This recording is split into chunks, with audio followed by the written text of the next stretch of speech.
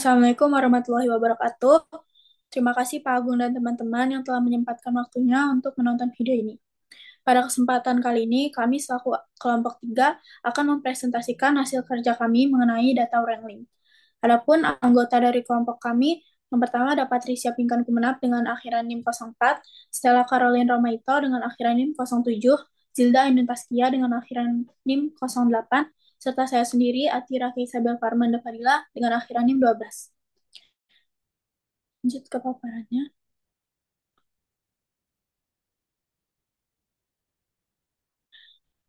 Baik, apa itu data wrangling? Data wrangling merupakan pemrosesan untuk transformasi data dan persiapan untuk menganalisis data, serta dikenal sebagai penghapusan data atau persiapan data. Data wrangling juga merupakan suatu cara untuk mengatasi masalah kualitas data seperti nilai yang hilang, duplikat, outlier, dan inkonsistensi pemformatan. Dalam pemrosesan ini memiliki variasi yang dimana tergantung pada data, serta mencakup banyak kegiatan termasuk cleaning data dan standardizing data. Kenapa data wrangling itu penting? Sebuah data mentah bisa berantakan, tidak konsisten, atau tidak cocok untuk digunakan dengan berbagai proses dan alat yang mengubahnya menjadi wawasan yang berharga. Tanpa pemrosesan data yang tepat, hasil analisis data dapat menyesatkan. Dengan menggunakan data wrangling, dapat mengubah dan memetakan data melalui serangkaian langkah untuk menjadikan data yang bersih, konsisten, andal, dan berguna untuk diaplikasikan. Selanjutnya ada benefit dari data wrangling. Data wrangling membantu memastikan bahwa informasi yang digunakan untuk mengembangkan dan meningkatkan model data yang akurat. Hal ini meningkatkan interpretabilitas karena data yang bersih dan terstruktur dengan baik lebih mudah dipahami oleh manusia dan algoritma. Ini juga membantu integrasi data sehingga memudahkan informasi dari sumber yang berbeda untuk digabungkan dan saling terhubung. Selanjutnya mengenai cleaning data. Apa yang dimaksud dengan cleaning data? Data cleaning adalah proses penting dalam data science yang memastikan kualitas data sebelum dianalisis dan mencakup identifikasi serta perbaikan data yang tidak lengkap ataupun tidak akurat, penghapusan duplikat, dan penanganan outlier. Untuk tujuannya sendiri, yang pertama menghasilkan dataset yang bersih dan andal untuk dianalisis, dan yang kedua menghindari kesalahan dalam menganalisis data dan pengambilan keputusan.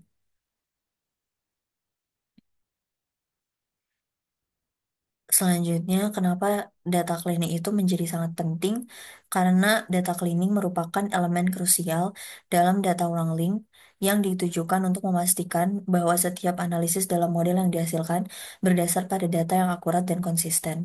Dengan data yang bersih, tidak hanya meningkatkan akurasi dan kualitas model prediktif, tetapi juga mendukung pengambilan keputusan yang tepat dan informatif. Selanjutnya, standardizing data yang merupakan proses pengubahan data dari berbagai sumber ke dalam format yang konsisten yang memenuhi standar yang telah ditentukan sebelumnya, melibatkan proses pemastian bahwa semua entry dalam kumpulan data yang berbeda terkait dengan istilah yang sama serta memiliki format yang sama, yang memungkinkan perbandingan dan analisis yang bermakna. Untuk tujuannya sendiri, yang pertama, meningkatkan konsistensi dalam pengolahan data, dan yang kedua, mempermudah analisis ketika data berada di format yang berbeda. Selanjutnya, mengapa standardizing data itu menjadi penting? Karena memungkinkan sistem yang berbeda untuk bertukar data secara konsisten. Tanpa adanya standardizing data, maka akan sulit bagi komputer untuk berkomunikasi satu sama lain. Dan standardizing ini juga mempermudah untuk memproses dan menganalisis data serta menyimpan data dalam database-nya. Selanjutnya masuk kepada tahap impor data.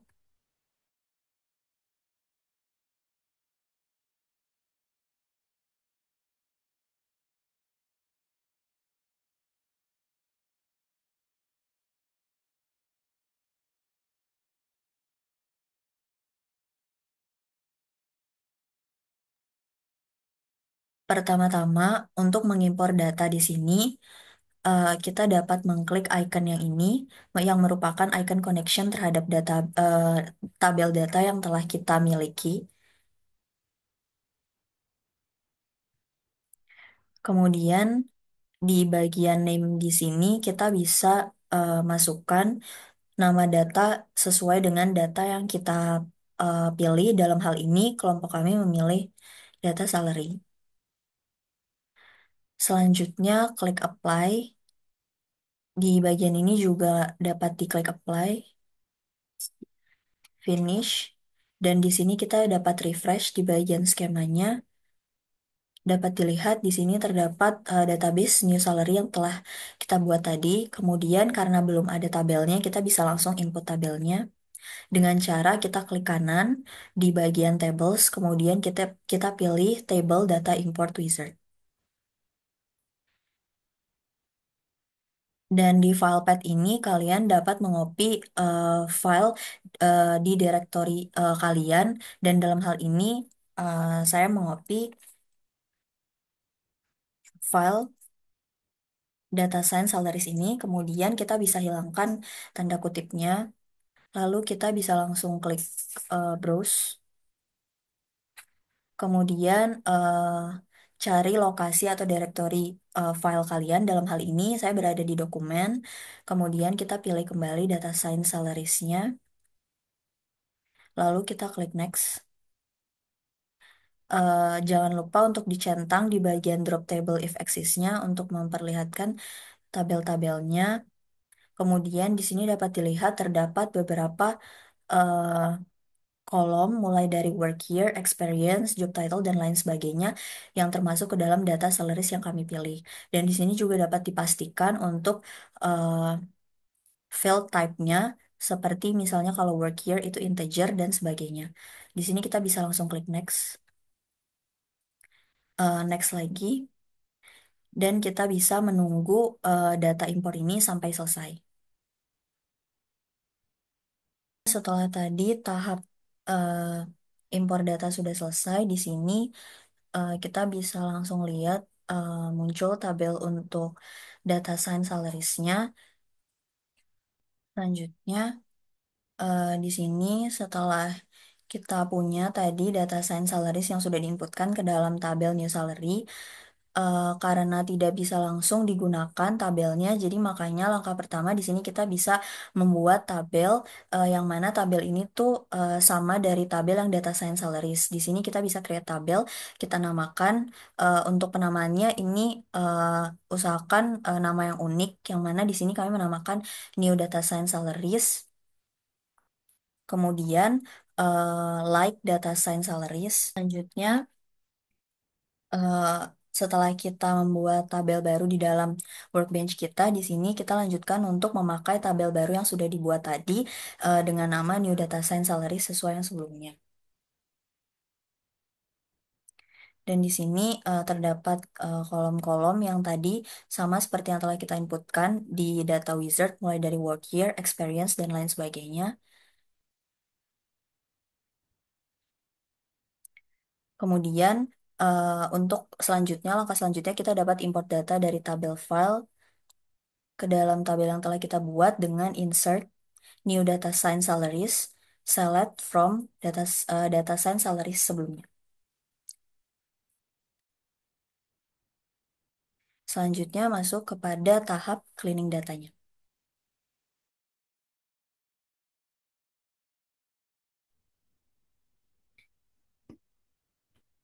Saya akan menjelaskan bagaimana cara mengcleaning data. Eh, Pertama, saya akan membuat tabel baru supaya tidak merubah data asli yang sudah diinputkan sebelumnya dengan cara klik di sini, klik database-nya, terus abis itu di tabel kita klik juga, terus pas di tabel data since underscore salaries ini klik kanan, abis itu kita copy to clipboard, terus pilih yang create statement. Setelah itu, teman-teman bisa langsung aja, kalau misalnya mau buat tabel, itu tinggal langsung dipaste aja. Terus isinya itu sama persis seperti data yang diinput sama Pinkan. Karena saya mau buat tabel yang baru, di sini saya menambahkan angka 2, jadi data since underscore salaries 2. Terus habis itu, uh, saya untuk memilih yang mana sih data yang double itu, saya mau menggunakan function duplikat di sini. Dengan memisalkan kalau misalnya datanya sudah disebutkan di baris yang sebelumnya, terus di bawahnya dia disebutkan lagi, dia akan berisikan di kolom row number-nya itu angka yang lebih dari satu. Terus di sini saya menuliskan limit 150, artinya saya hanya akan menampilkan 150 baris saja. Maka hasil keluarnya akan seperti ini, di mana row number ini akan menunjukkan bahwa data tersebut, data dari job title, salary, work year, remote ratio, sama company size, itu sudah disebutkan di baris atasnya. Jadi 2, 2, 3, 4 itu berarti datanya ada yang double. Terus kita bisa menghapus datanya yang tadi row number yang lebih dari satu itu. Terus kita bisa melihat hasil tabelnya.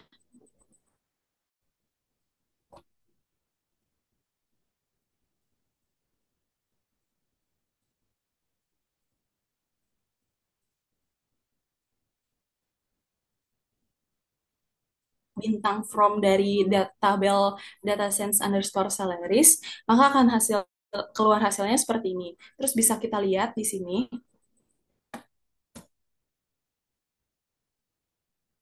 row number-nya sudah berisikan angka satu semua, tidak ada lagi angka 2, 3, ataupun 4, ataupun seterusnya.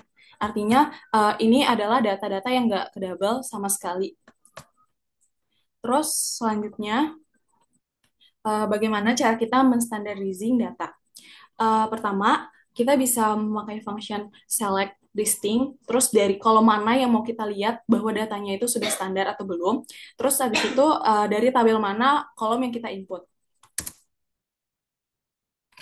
Jadi fungsi listing di sini itu dia hanya akan menampilkan uh, yang uniknya aja. Artinya kalau misalnya di sini misalnya admin dan data analis disebutkan juga di baris yang misalnya ke 1000, dia nggak akan ditampilin lagi karena dia di sini udah disebutkan. Jadi ibaratnya uh, function listing ini mau menampilkan satu aja. Kalau misalnya ada yang dua, ada yang tiga, ataupun ada yang lebih dari 100, dia nggak ditampilin, dia hanya menampilkan satu aja.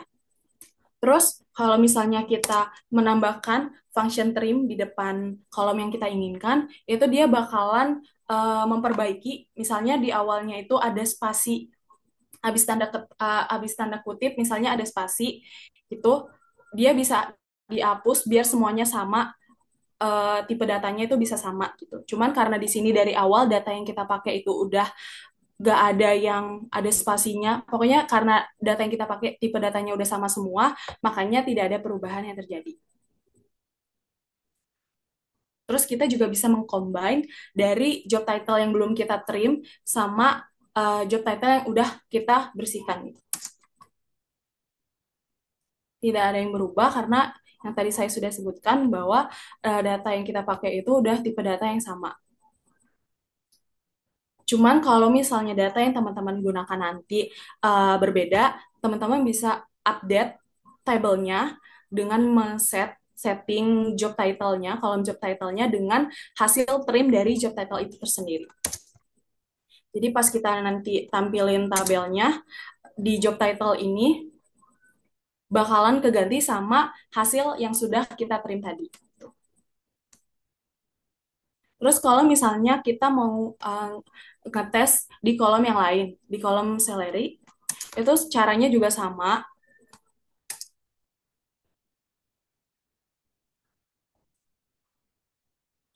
Terus kita juga bisa ngegabungin job title-nya sama hasil gajinya.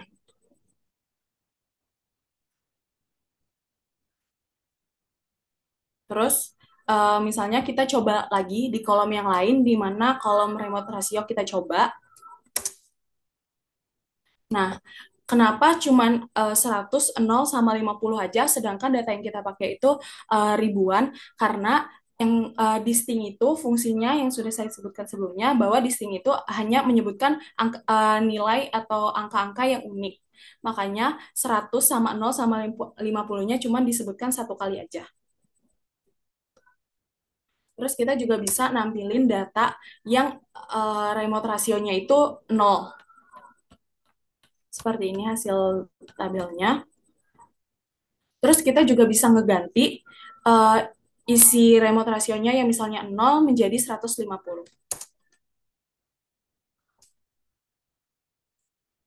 Kita bisa melihat tabelnya dengan select from dari nama tabelnya. Maka di sini di remote rasionya yang awalnya 0 akan keganti menjadi 510. Tuh. Jadi fungsi ini sebenarnya dipakai kalau misalnya data teman-teman itu ada yang 0, makanya diganti seperti ini. Karena di sini data yang kita pakai tidak ada yang 0, maka saya pakai permisalan saja. Terus misalnya di data yang teman-teman gunakan itu ada tanda baca yang salah, itu juga bisa diperbaiki. Di sini saya memisalkan uh, tabel kolom di salary ini kan hanya ada nilainya. Terus saya ingin menambahkan dolar.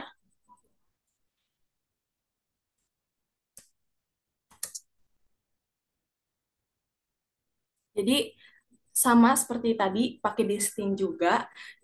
Terus pas udah kita kasih dengan function concat, terus ada tanda petik dolar, maka akan uh, akan ada dolar di sebelum salary-nya. Terus karena ada tanda dolar, artinya dia bukan berupa kata doang, makanya di sini saya ganti tipenya menjadi varchar supaya pas kita update tabelnya untuk set kolom salary yang ada dolarnya sekarang itu bisa keubah. Karena kita mau ngeubah yang awalnya bentuknya integer, terus karena kita mau tambahin dolar di depan tiap angka di salary-nya, makanya kita perlu mengubah tipe datanya menjadi varchar. Setelah itu kita update tabelnya dengan mengset salary, terus hasil dari concat yang sebelumnya kita lakukan.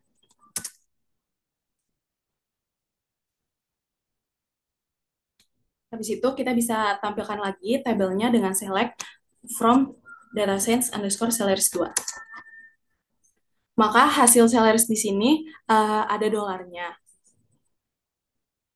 Terus bisa juga kita mencoba persoalan lain di mana saya mengambil kolom work underscore year dari tabel yang tadi. Di sini keluar hanya ada 5 tahun, yaitu dari 2020 sampai 2024. Terus kita bisa, misalkan kita pengen nge-delete tahun yang 2020,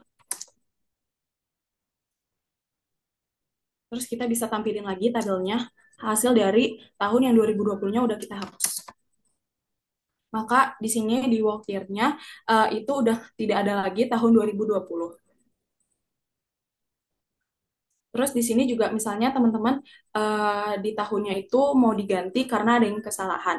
Itu bisa kita update table, terus set work year-nya menjadi 2023 ketika work year-nya 2024. Jadi misalkan data teman-teman itu ininya 0, berarti kita bisa set nanti dengan tahun 2023. Seperti itu.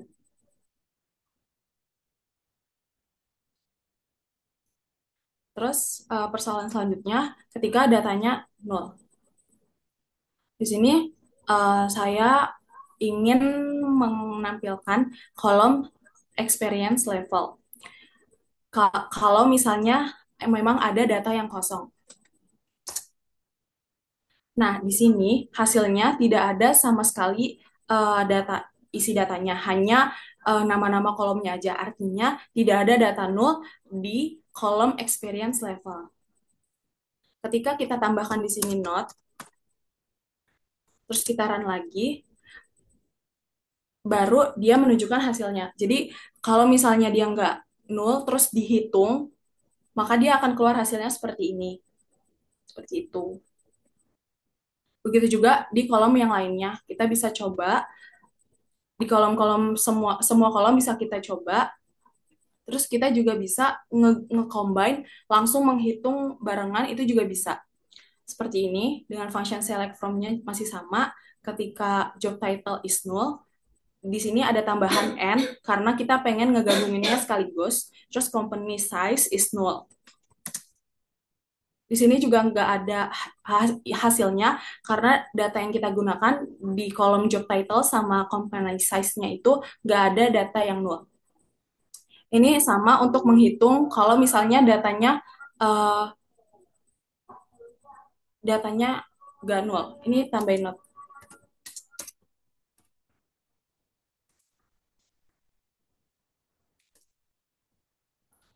Hasilnya seperti ini. Jadi ini hasil dari jumlah data dari job title sama company size-nya. Baik, untuk selanjutnya di sini saya akan menjelaskan kembali terkait proses dari data wrangling yang dimana mencakupi pengupdatean data pada tabel, penghapusan data pada tabel, serta penggabungan data pada tabel. Seperti langkah pada paparan sebelumnya, di sini kita akan membuat dulu tabel kita sendiri menggunakan fungsi create tabel. Di sini langsung saja kita klik database new salary-nya, kemudian tables-nya, kemudian klik kanan pada tables data science salaries. Kemudian klik yang copy to clipboard. Di sini kita klik yang create statement, lalu copy paste. Di sini saya udah mengcopy paste-nya dan datanya sudah masuk. Selanjutnya, jika kalian ingin melihat 10 baris saja pada data teratas, kita bisa menggunakan fungsi limit. Caranya kita select dulu from data yang kita punya, tabel yang kita punya, data science series 5 yang limitnya 10. Nah, seperti ini. Di sini hanya menunjukkan 10 baris teratas saja pada data. Dan jika kita ingin melihat keseluruhannya, kita bisa menggunakan fungsi select from data tabel yang kita buat tadi, yang kita punya. Nah, di sini memunculkan semuanya. Selanjutnya, jika kita ingin mengetahui apakah ada nilai nol pada kolom dari data tabel yang kita punya. Di sini saya ingin mengetahui apakah saya mempunyai nilai nol pada kolom salary dan kolom job title. Select from data tabel yang kita punya tadi, where yang dimana kolom salary itu bervalue nol atau kolom job title-nya bervalue nol.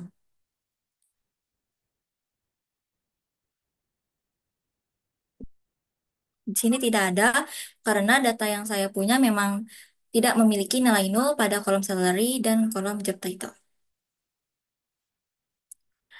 Dan jikalau saya mempunyai nilai nol atau nilai nol pada kolom salary dan kolom job title-nya, saya bisa menghapus nilai nol tersebut dengan menggunakan fungsi delete from eh, dari data tabel yang kita punya yang di mana dia mempunyai kolom salary yang bervalue nol atau kolom job title yang bervalue nol.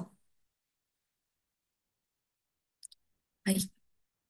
Selanjutnya, jika kita ingin mengetahui keseluruhan data yang di mana eh, value nol pada kolom salary dan job title ini telah dihapus, kita bisa menggunakan kembali fungsi select from drop data yang kita miliki tadi di sini.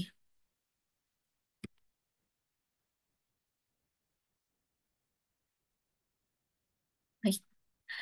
Selanjutnya, jika memang data pada kolom salary saya memiliki nilai nol dan saya ingin menggantinya dengan angka nol, kita bisa menggunakan fungsi update.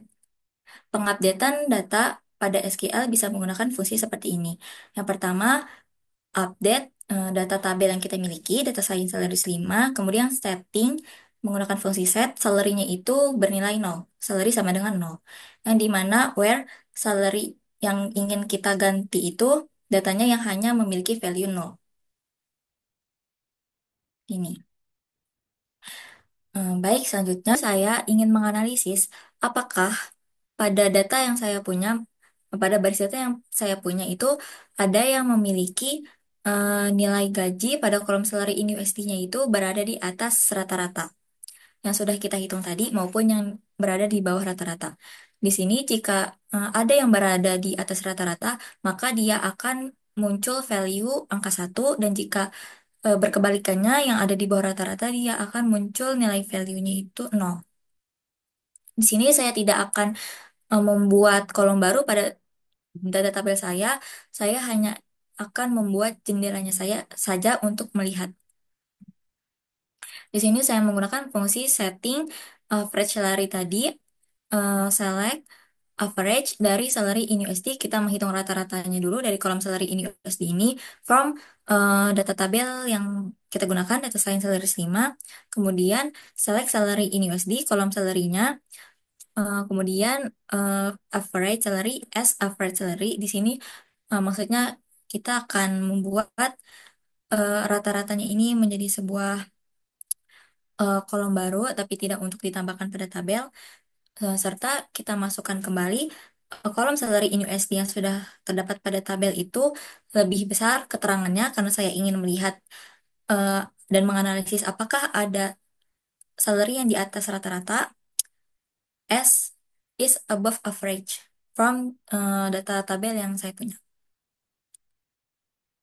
Seperti ini. Baik, di sini bisa kita lihat apakah terdapat. Nah, di sini ada angka satu dan nol. Oke.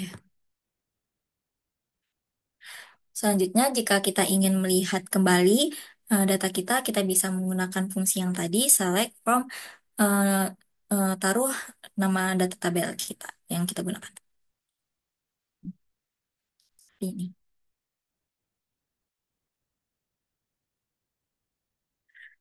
Langkah selanjutnya, saya ingin em, mengetahui apakah pada kolom experience level pada data tabel yang saya punya ini, dia kan terbagi menjadi 4 level. Yang pertama itu ada senior level experience, lalu ada mid level experience, entry level experience, serta executive level experience. Jadi bisa kita lihat pada datanya. Kemudian yang saya ingin lihat ini, apakah terdapat nilai rata-rata dari salary in USD ini pada setiap level tersebut. Rata-ratanya berapa?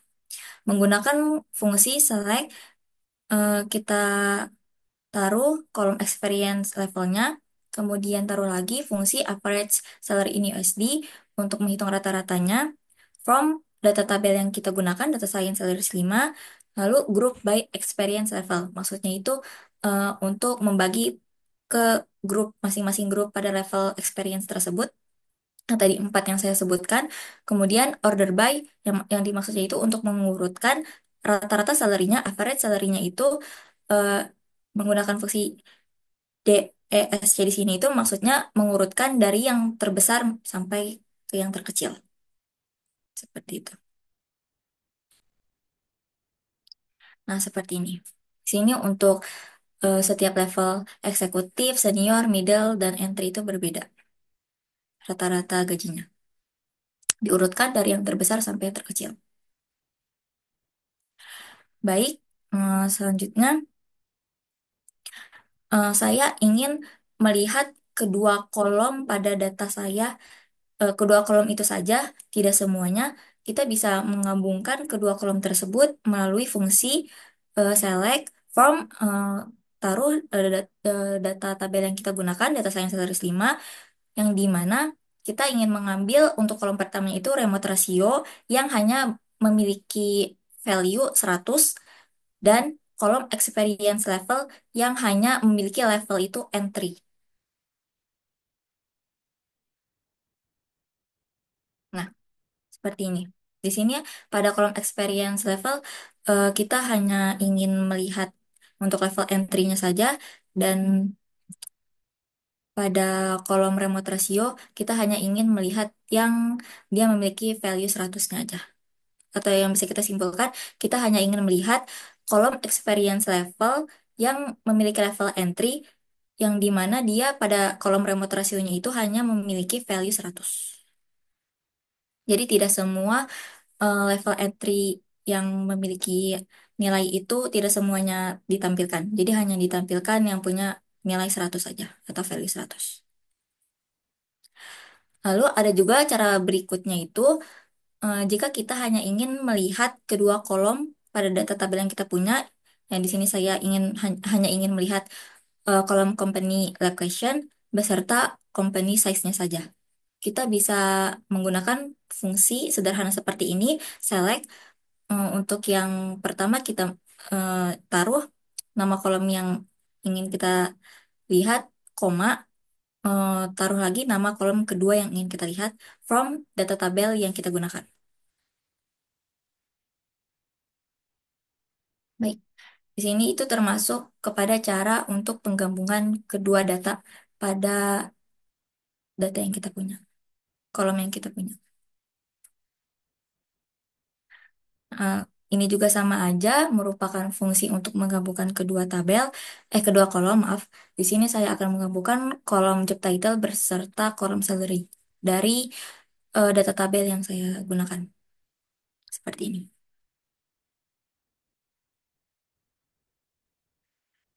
Baik, selanjutnya di sini saya ingin menghitung minimal gaji dan saya simpan sebagai min underscore salary, lalu maksimalnya, nilai maksimalnya, rata-ratanya, serta menghitung total pekerjanya dari data tabel yang saya gunakan.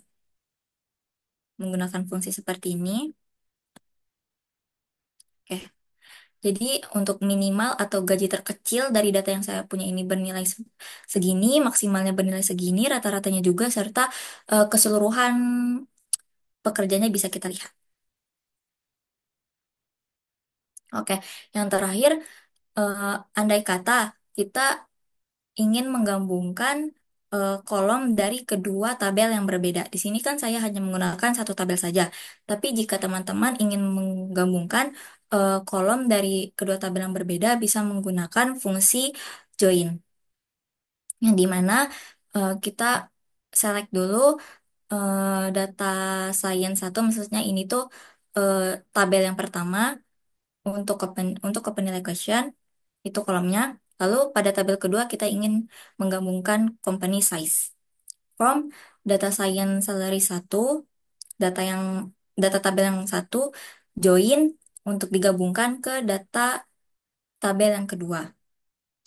On di sini tuh kita bisa memasukkan primary key-nya biar terdata.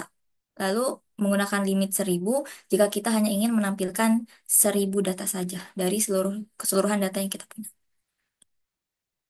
Seperti ini.